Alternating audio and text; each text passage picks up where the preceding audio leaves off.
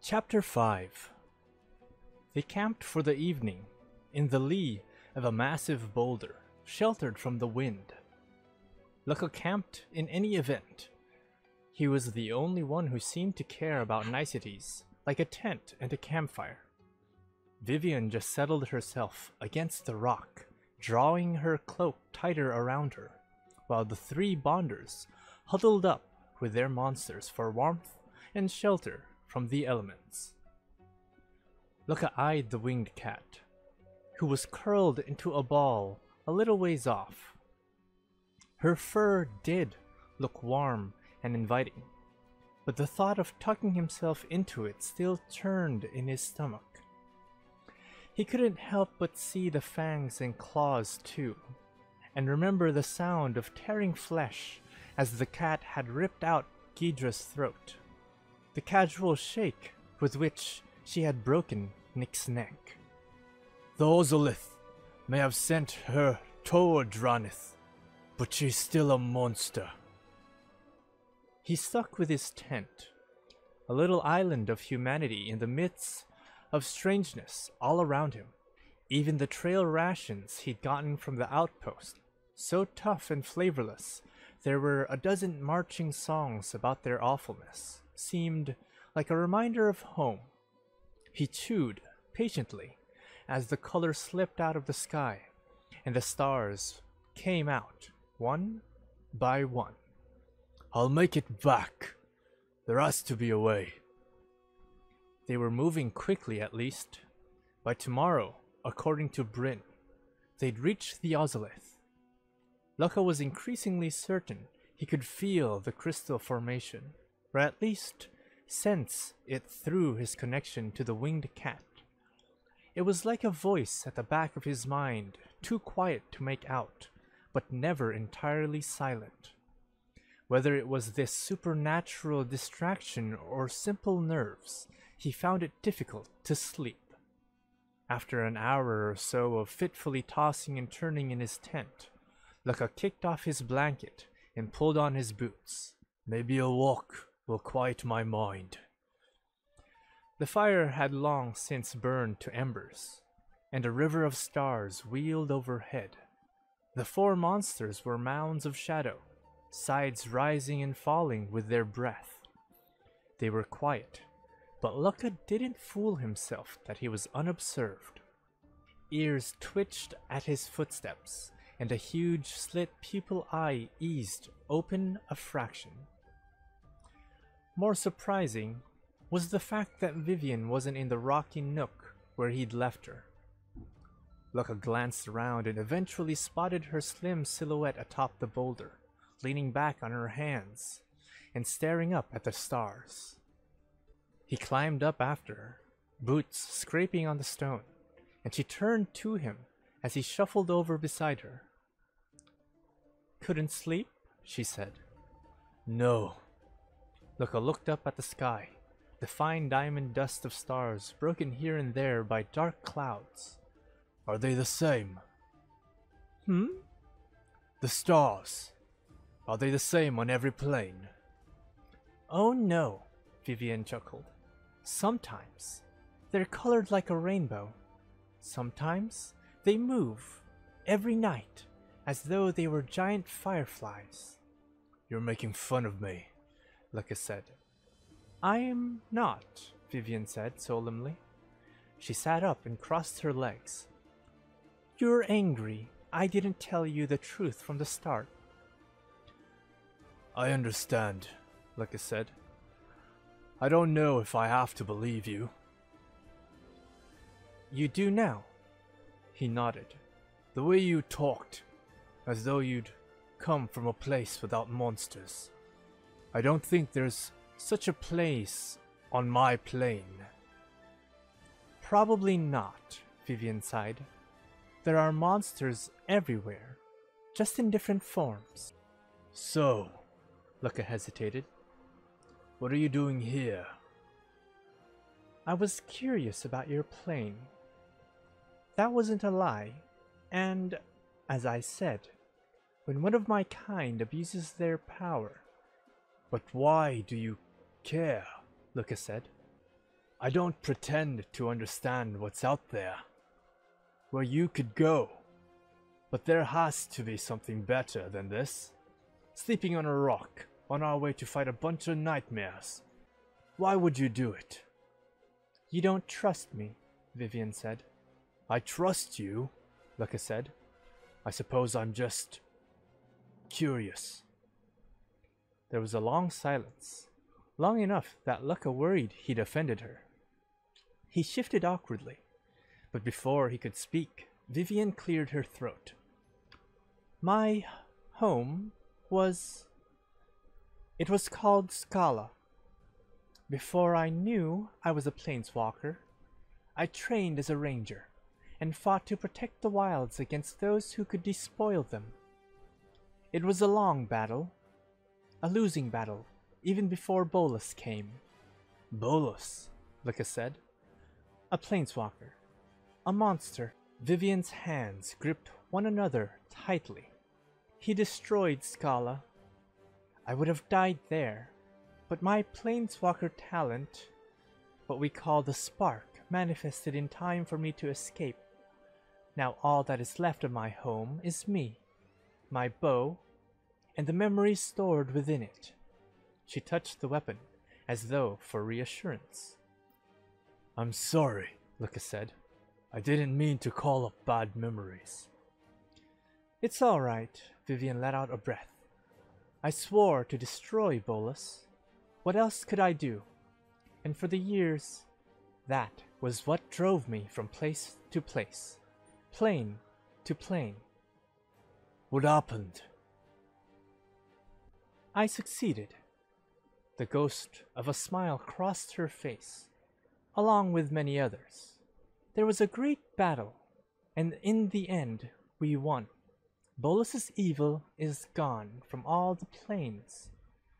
There was a moment, afterward, when I felt whole. And then, she spread her arms. Then I woke up the next morning. Bolas is dead, and Scala is gone. I still have no home to return to. Lukka was silent. I have been in contemplation since then, Vivien went on. What I have, the spark, is given to so few. We have an obligation to use it wisely, but what does that mean? She shrugged. I don't pretend to know, but when I hear of someone abusing their spark, it makes me think of Scala. There was a long pause. Well, Lukka said, we're grateful for your help. I'm grateful. Without you, I'd probably have been executed by now. And if we can stop whatever's happening at the Ozolith. Leave it for tomorrow, Vivien said gently. You should rest. I should. Lukka inclined his head. Thank you. He clambered carefully back down the rock, past the embers of the fire, and into his little tent. In the dark, he fumbled with the laces on his boots. What would it be like to lose your whole plane? He couldn't begin to imagine it. Drannith was the only thing he'd ever cared about. Drannith and Jarina. My city and my love. As things stood, he had a very good chance of not seeing either one again. No. Lukka's hands tightened into fists. I won't let that happen. Whatever it takes, I will get back to Drannith. I will find Jarina again. He thought of the pain in Vivien's voice and shuddered. I will not lose my home. None of the other monsters could fly, so the 5 humans all crowded onto the winged cat, keeping aloft and ahead of the other monsters. If the weight bothered her, the cat didn't show it. Strong wings beating at the air, Bryn clung to her neck, making excited noises, while Abda and Barrow sat beside Vivien. To Lukka's annoyance, they all looked more comfortable than he was, though he supposed they'd all spent more time on Monsterback. The weird voice was more insistent, down at the edge of hearing, words that almost made sense. Lukka could tell that the cat felt it as well, and was similarly bothered. It was the Ozolith, for certain. Lukka caught a fragment of memory from his monster, of approaching the great crystal the first time, and hearing that voice grow until it engulfed the world. Hopefully that's not likely to happen again. The winged cat gave a pulse of revulsion at the thought. By mid-morning, flying over the dusty plain with the other 3 monsters bounding along below, they'd come into sight of the edges of the crystal formation. Unlike the Argolith, which lay at the center of Drannith's defenses, the Ozolith wasn't a single huge crystal, but a whole field of them, growing in long serpentine patterns, swirling in a great spiral around a central hub.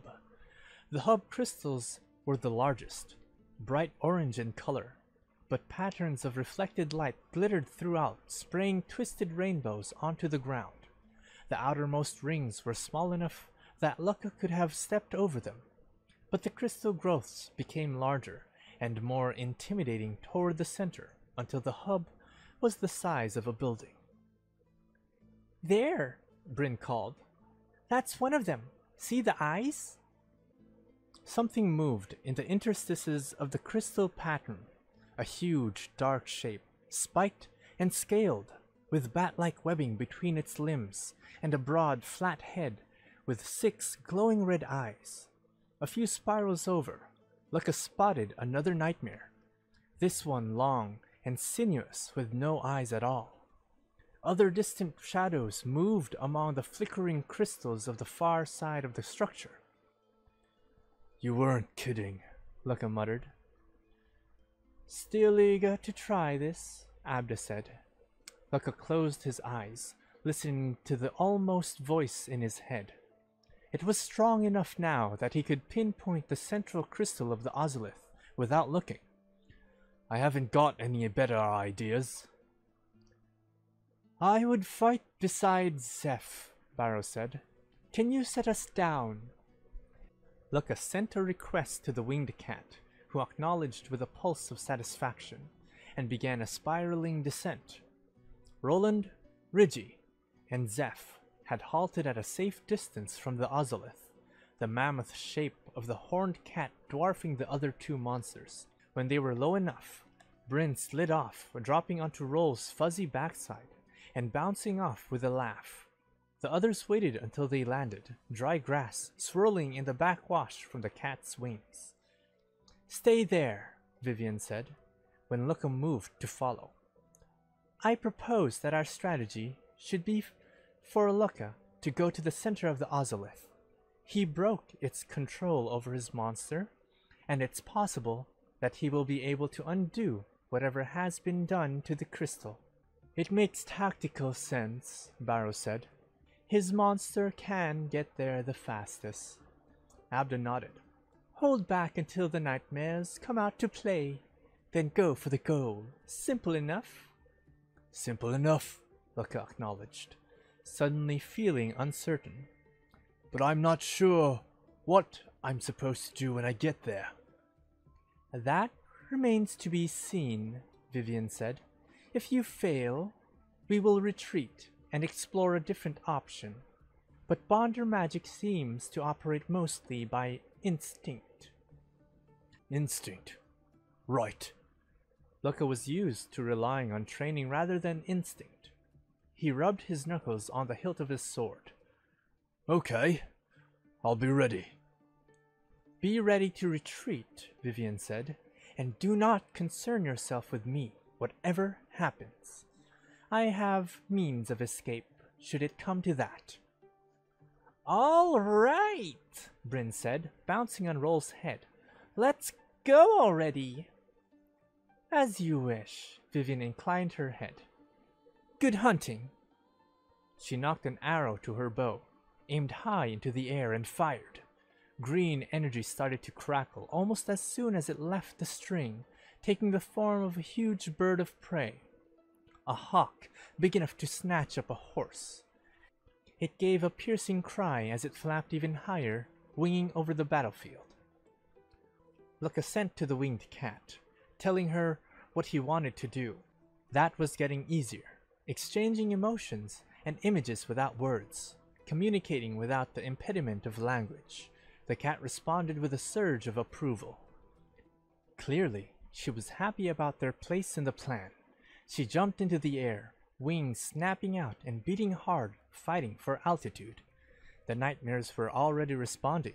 The snake-like thing was the first to arrive, as long as a city block and jet black, with an array of cruel-looking spikes running down its body and a vicious stinger in its tail. Its eyeless head wove back and forth, tongue licking out to taste the air. Behind it, another creature that Lukka hadn't noticed vaulted over the lines of crystals, a six-limbed insectoid thing like an enormous flea, smaller than the snake, but prodigiously fast.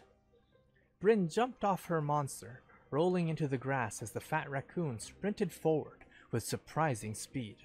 As soon as she was clear, Roll curled in his head and tail, converting himself into something closer to a sphere and spinning forward with unchecked momentum.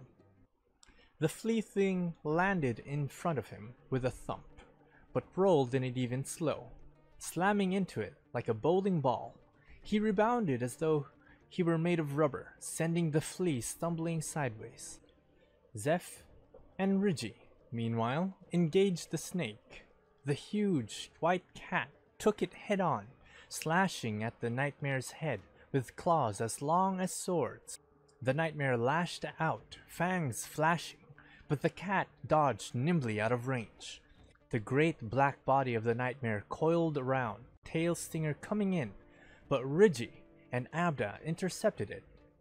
Rigi, the spikes on her head and flanks rigid with anger, dove for the end of the snake's tail, getting her jaws into the nightmare's tough scales. Abda herself, with her two-pronged spear, guarded her monster's back. When the stinger tried to curl past Rigi's protective spines, Abda caught it in the cleft of the spear, twisting it harmlessly aside.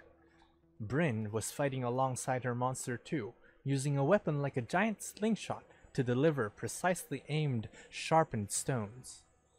They did little damage to something the size of the nightmare flea, but each impact sent it off balance, allowing Roll to get in another bruising impact. Barrow, for his part, stood with his stands outstretched, watching crackling energy arc between Zeph's horns. When it had built to sufficient fury, he reached out, and an arc of electrical power connected them.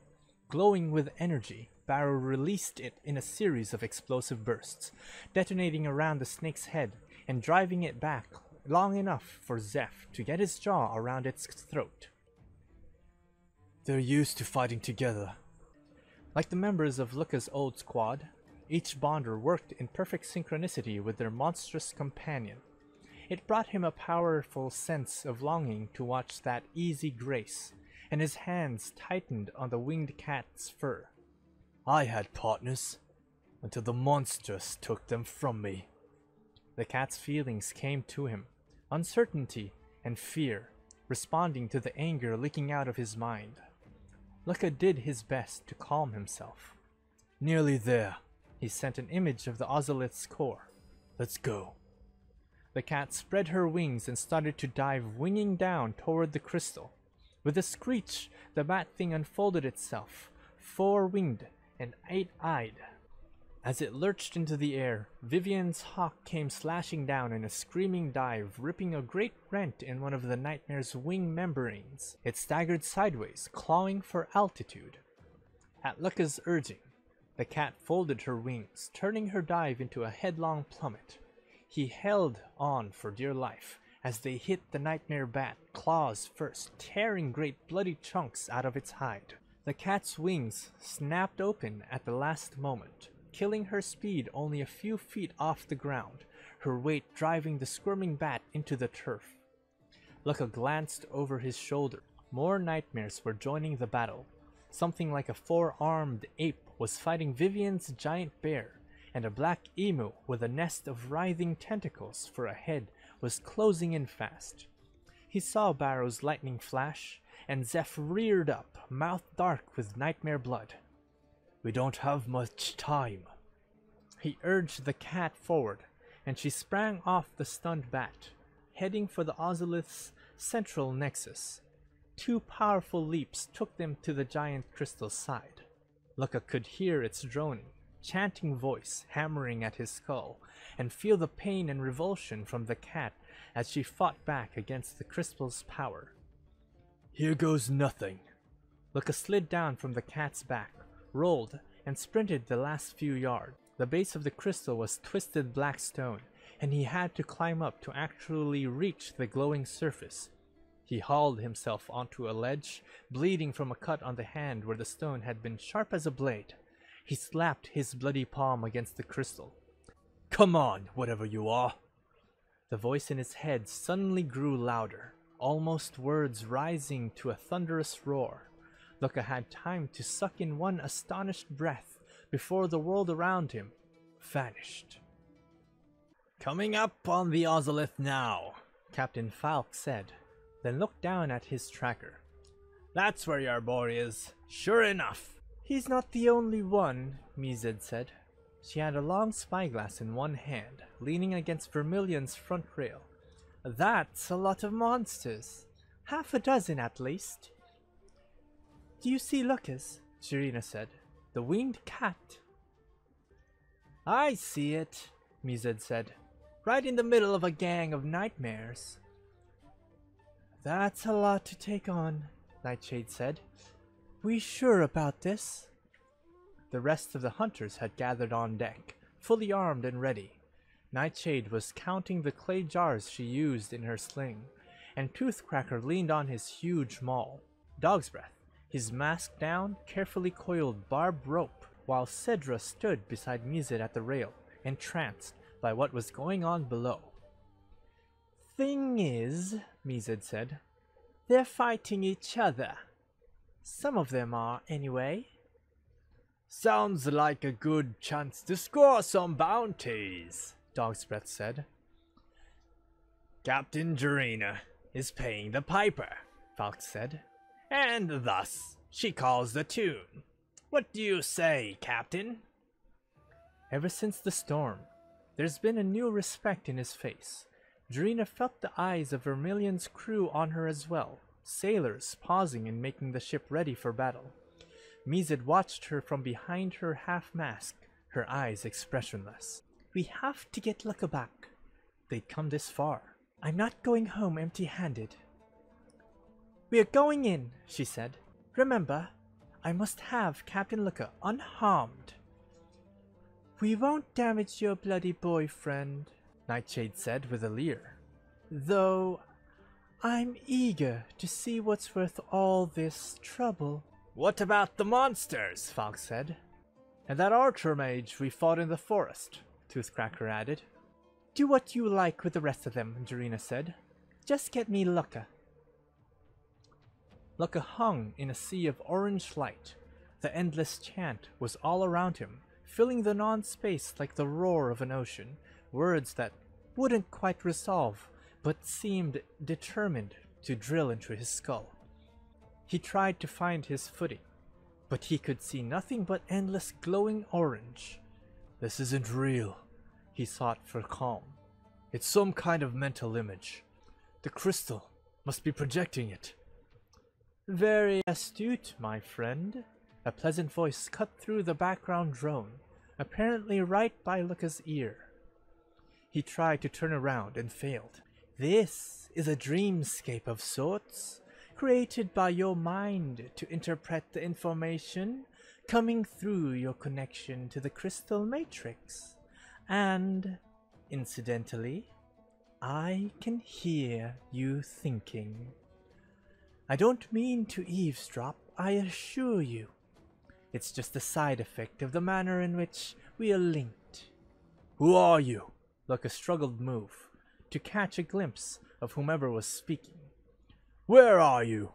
Please, friend, cease your struggle. I am not here any more than you are, and it pains me to watch you thrash like a landed fish without result. As for who I am, my name would mean little to you. Let us say that I am an interested party, and leave it at that. Interested in what? Lukka said. He stopped trying to move, speaking into the orange absence. Are you the one who changed the Ozolith? Indeed I am. It has proven to be a most efficacious tool, as you can see. The crystals are nodes in the natural energy network of your plane, and the larger the crystal, the more powerful the node in its draw. So it was natural to try my little gambit where it would have the broadest possible impact. The speaker sounded abundantly pleased with himself. And so it has. Impact? Lukka shook his head. Your monsters are killing people. They're trying to destroy my city. Describing them as my monsters is a bit of a stretch, don't you think? They are, after all, native to this plane. So if anything, I would call them your monsters. And I haven't done anything they wouldn't have done on their own. Eventually. I just accelerated their natural tendencies ever so slightly. Just a little push, you might say. And if it produces just the teeniest spike of aggression, then what of it? We're going to put a stop to it, Lukka growled. Whatever you're planning. I knew someone would come along to try that eventually, which is why I left this little bell here, to ring-a-ding me when it happened, so we could have a chat. Because I want you to tell me something, Captain Lukka of Drannith. What is it that you want? I want an end to this, Lukka said. What you're doing with the monsters. I want to keep my city safe. Of course, my friend, of course. And suppose you achieve all that, where will it leave you? Will you be happy? My city will be safe, Lukka said. He put as much conviction into the words as he could muster, but he could feel something in his traitor mind undercutting him. Will Kudro take me back? Unlikely. What proof will I have, after all, that I ended the threat? He'll still be convinced I'm a traitor. Either I'll end up in a cell, or have my head lopped off, or stay in the wilds with Bryn and the others. Jarina. Exactly, the voice said, as though he'd spoken his thoughts aloud. So I ask you again, Lukka, what do you want? Vivien's face, the pain in her eyes. I still have no home to return to. I want to go home, Lukka said. I want things to be the way they were. A wish many of us have expressed from time to time, and you certainly have led a charmed life, respected, praised, engaged to the General's daughter, and what more could one ask for? And I lost it all, thanks to you, Lukka said. If I ever get my hands on you, no doubt most tedious vengeance would ensue. The story of my existence, that, even though all I want is to help, in the spirit of helping, would this be the appropriate time to point out that your lady love has arrived? Arrived? Lukka tried to look around again. She's here, at the Ozolith. She is. Would you like to see? Show me! The orange world vanished. Lukka found himself hovering high above the Ozolith, looking down on its crystal whorls, and the battle still in progress. A skyship hovered above the fray, fins furled, sailors cranking frantically to aim its twin ballistae. Lukka saw Jarina by its rail, looking through a spyglass, while a short man in a ridiculous hat shouted orders. The sight of his fiancée's face made Lukka's heart stutter. Her brow was creased in fierce concentration, and she carried a number of bruises and bandages. Where has she been? And what is she looking for? She's looking for you, of course, the voice said. Here, have a gander. The point of view spun, descending. A smaller vessel, a long boat with a small gas bag, had descended from the skyship and carried half a dozen people down to the fray below. Lukka recognized the hunters who'd tried to ambush him in the forest and watched them throw themselves into the fight between the Bonders and the Ozolith's nightmare guardians, turning it into a three-sided melee. The plain in front of the Ozolith was a wild brew of flying dust and struggling, grappling monsters and humans.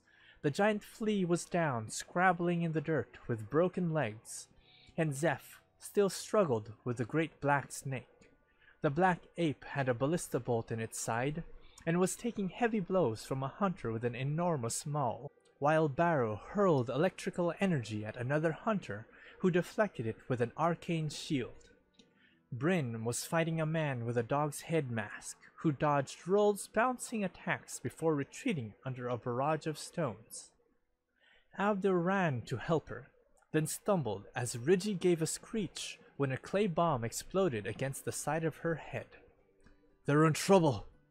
Lukka couldn't see Vivien, though her bear was still fighting, trying to pin down another hunter in a steel mask.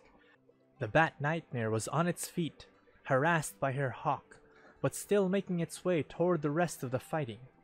And more nightmares were coming, circling around from the other side of the Ozolith, flying or slithering or sprinting on many jointed legs.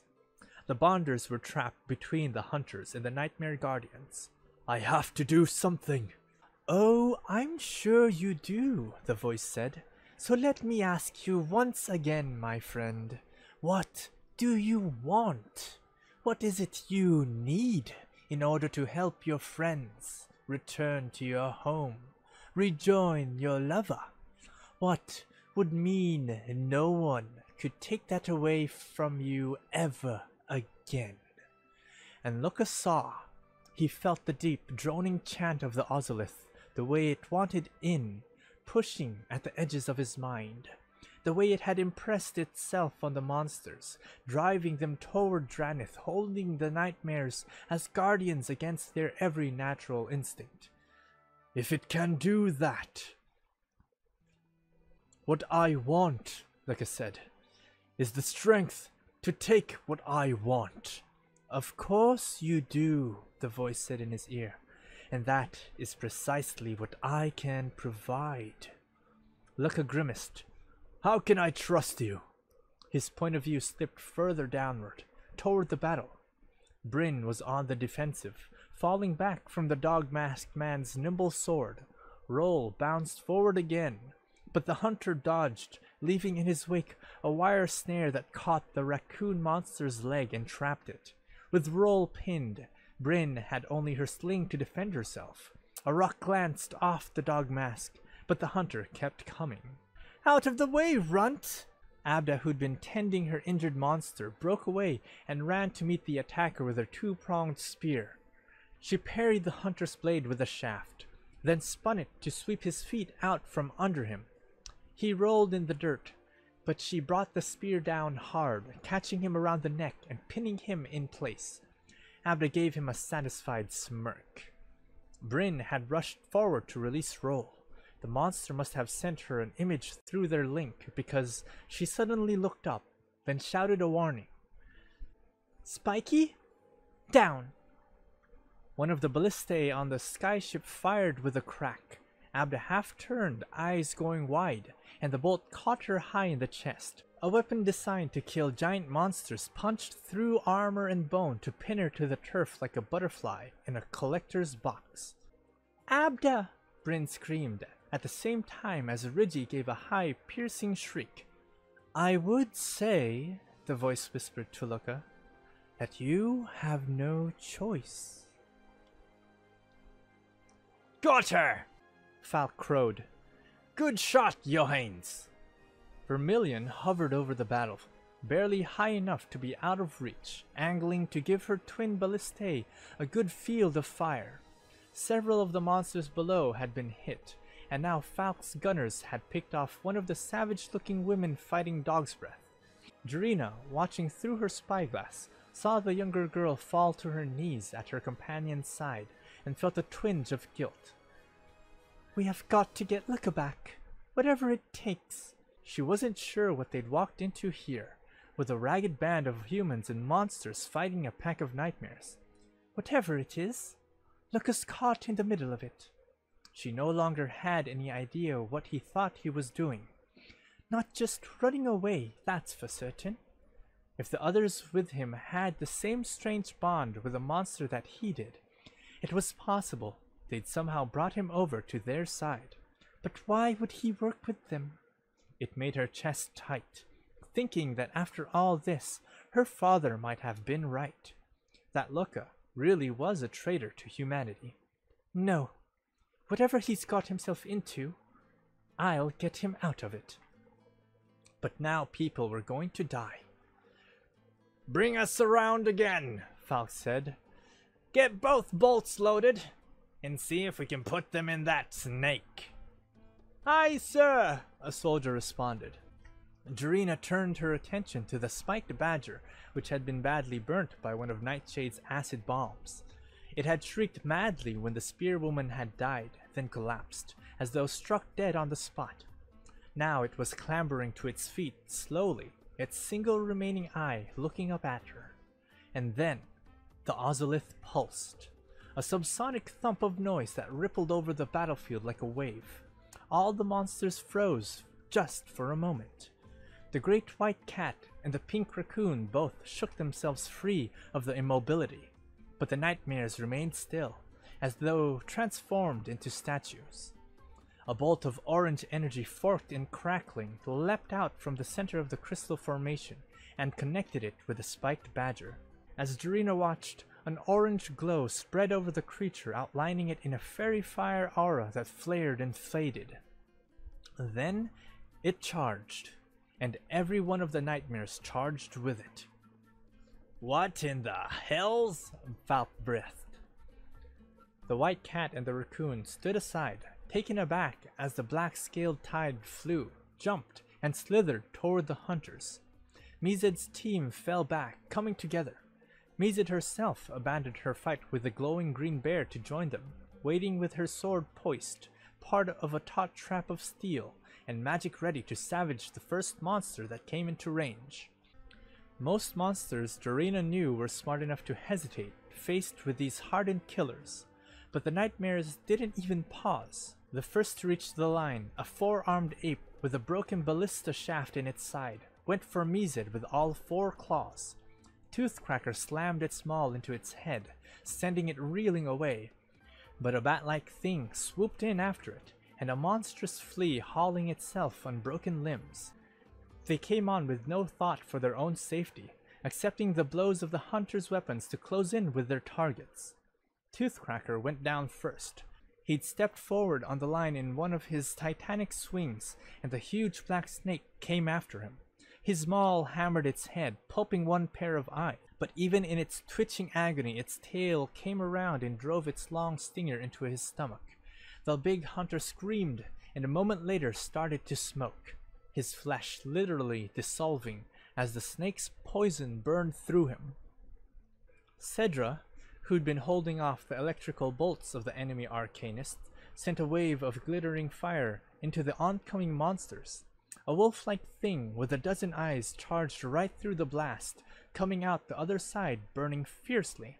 In spite of the flames, it lashed out with a long, razor-sharp tongue, catching the arcanist at the waist and carving her neatly in half. Cedra fell in two pieces, her expression one of wide-eyed astonishment. At the sight, Nightshade gave a scream of rage, hurling clay bombs with her bare hands at the wolf thing.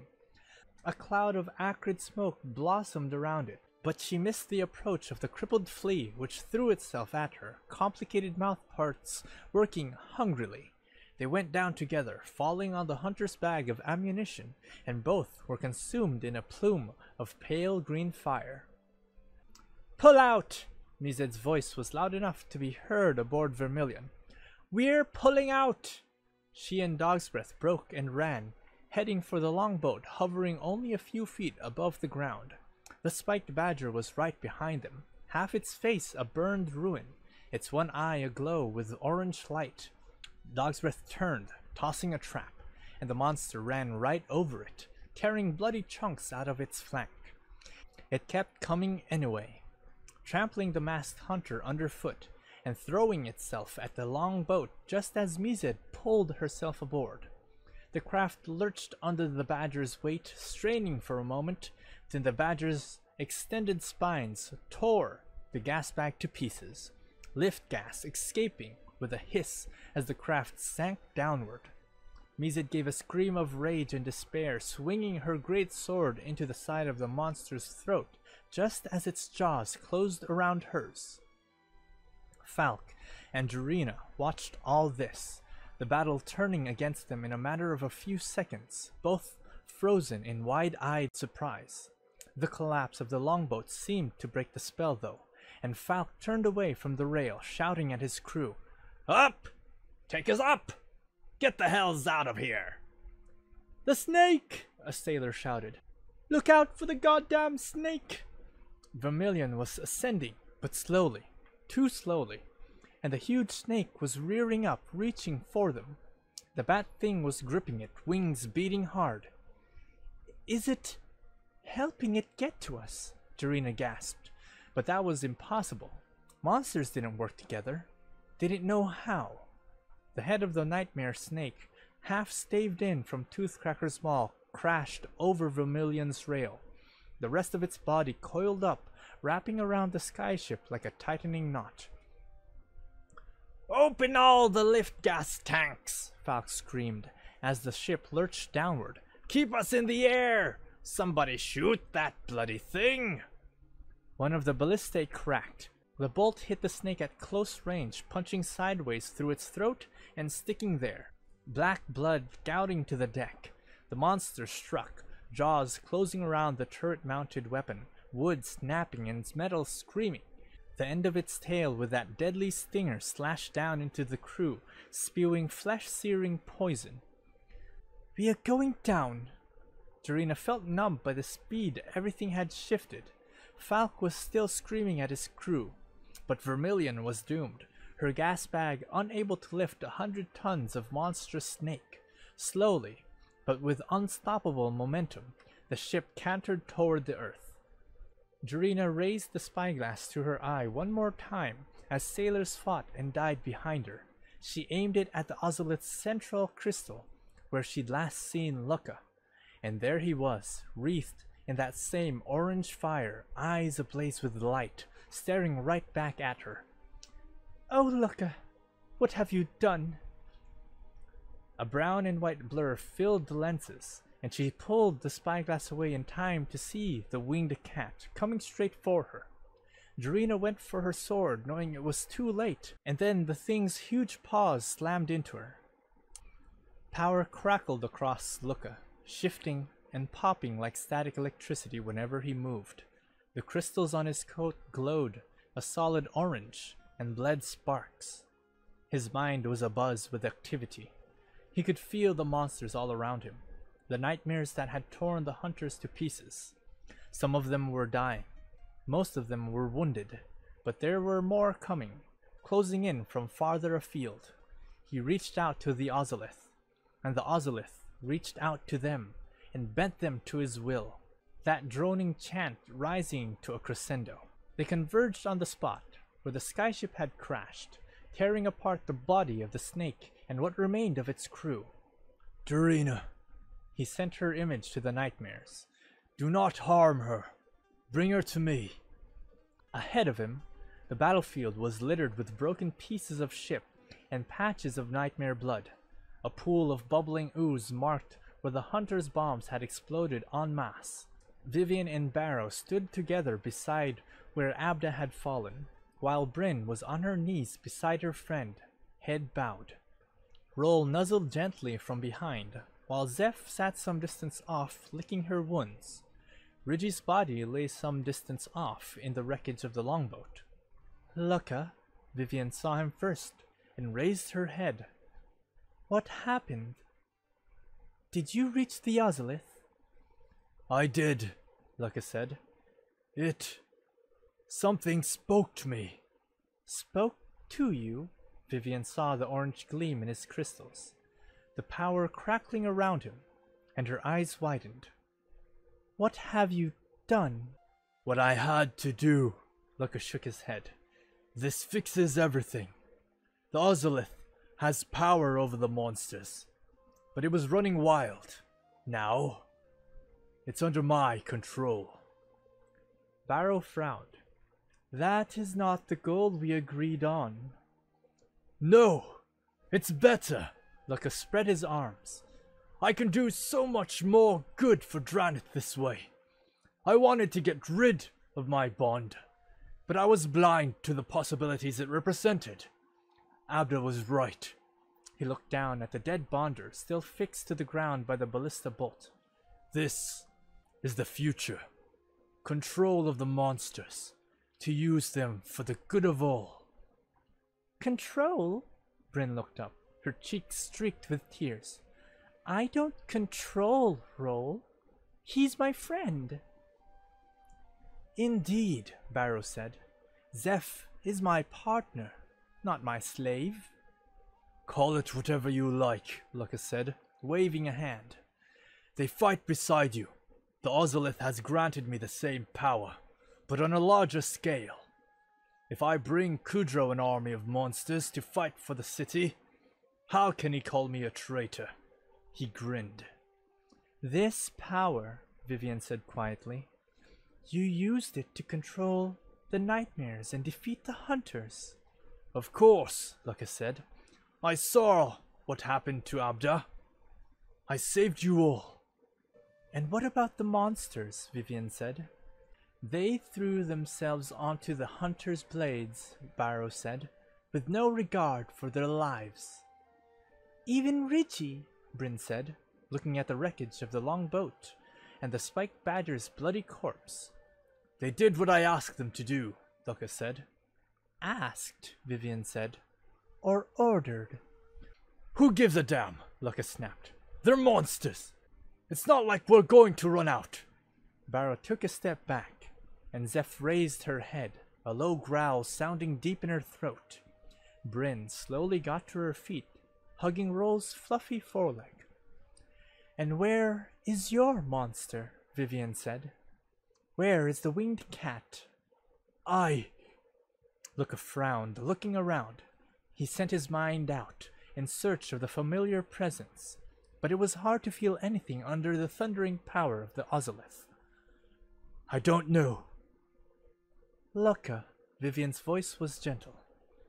You can still stop this. Stop it? This is what I was looking for. Lukka gestured at the two bonders. Come with me to Drannith. The more monsters we bring, the better.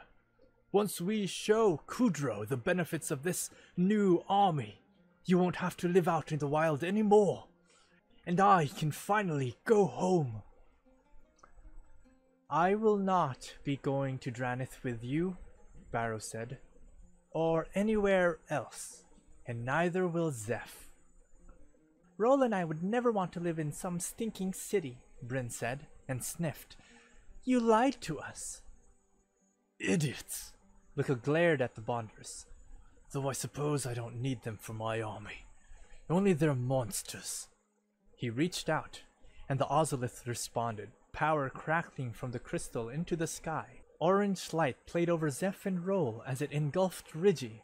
This time, though, Lukka felt an unexpected resistance, the two monsters pushing back against the droning compulsion with all the strength they had.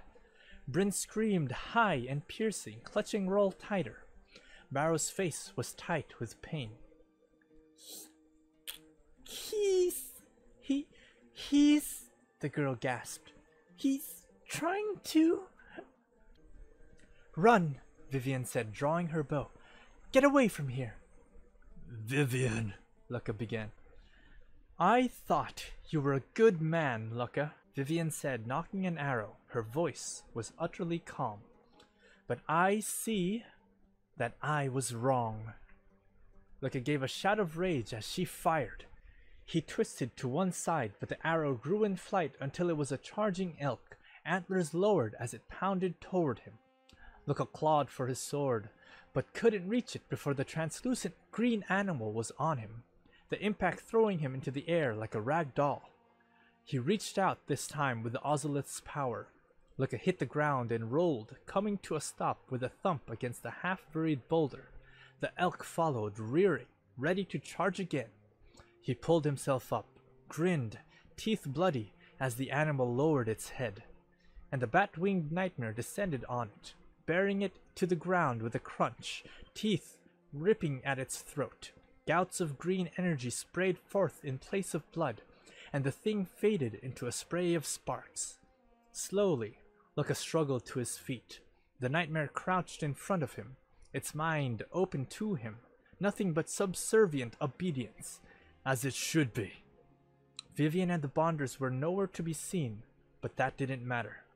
Lukka extended his mental reach, gathering all the nightmares that had guarded the ozolith, the great crystal flaring bright as power ran through it. A dozen of them responded to his call. A score. More. My army.